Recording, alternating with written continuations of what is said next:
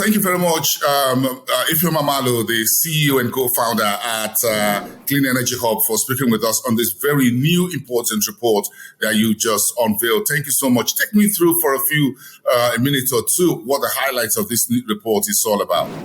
Thank you, Boason. This is the Powering Jobs report, and it's the second version or the second time we're doing a global report like this that takes a survey of how many jobs decentralized renewable energy can emanate in a country and can help drive economic growth in those countries. The Nigerian report, we worked on it. We surveyed about 100 decentralized renewable energy entrepreneurs and companies. And some of the highlights of the reports are very encouraging. Leading into the pandemic, the decentralized renewable energy sector, DRE, was on an upward trajectory. However, with the pandemic, things sort of slowed down initially for the first 3 months, but then picked up because people were looking for ways to electrify their homes since they were home much more than usual and they were not in the office. So we found people putting solar systems at home. And this was a big part of the recovery process in Nigeria, the pandemic recovery process. Well, a bit of a background of the survey was conducted. What was the objective, really? We believe that decentralized renewable energy is the quickest, fastest, and most nimble way to get electricity into the hands of people, especially in countries that are struggling with their grid. Nigeria falls squarely into this sort of category.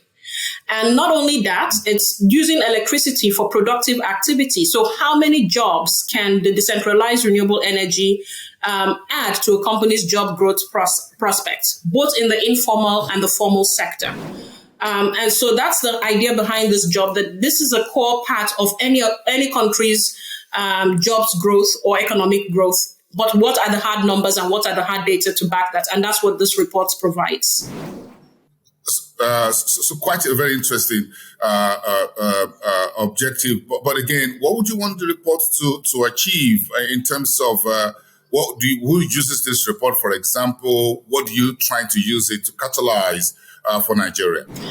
We think that this report will be very critical to the pillars of the economy in Nigeria. So the Ministry of Finance, the National Bureau of Statistics, SMEDAN, all of the government agencies that are somehow connected to providing jobs or being an enabler for jobs in Nigeria and have critical decision-making authority.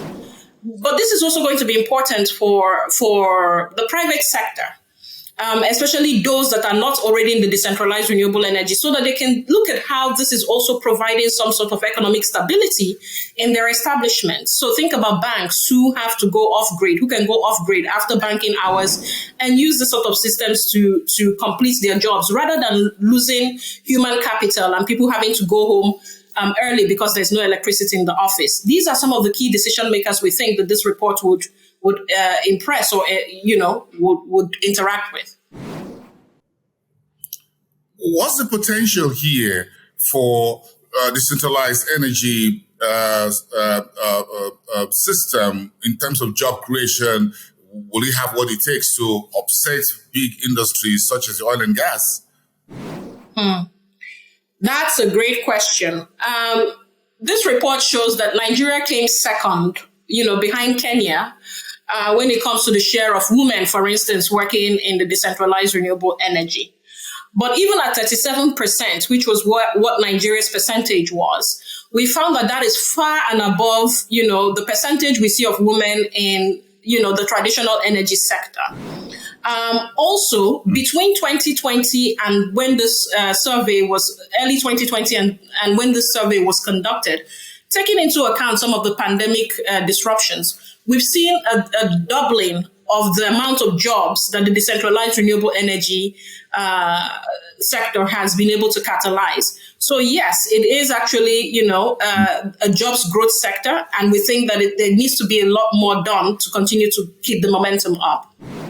And in fact, that's my last and final question. What more would you like to see done in the area of either policies, whether in terms of investment, that would further expand the potential? Because I think with what we've seen so far, we're still scratching the surface in terms of the potential of what it can deliver. Yeah, no, that's a great question. Like every other sector in Nigeria, this sector is suffering from a skills gap. The whole Japa thing going on. We have a lot of talent that's beginning to leave the industry to go outside the sector. So there's now a new need for government, a private sector, for training institutions, and even decentralized renewable energy companies to come together and begin to think about how to reskill and upskill people, and so that we can attract new talents into the sector. So there's a competition for talent now globally, but even more so in Nigeria.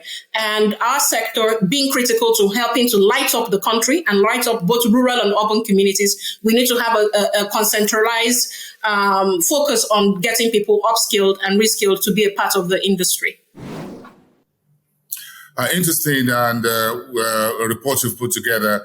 Thank you so much for speaking with us here on Energy Frontiers and Frontier Africa Report. Thank you so much, Ifeoma Malo. We appreciate sharing these thoughts and we wish you all the best with this report and others that you'll be doing in the future and the work you're doing on the ground. Thank you very much. I will see you next time.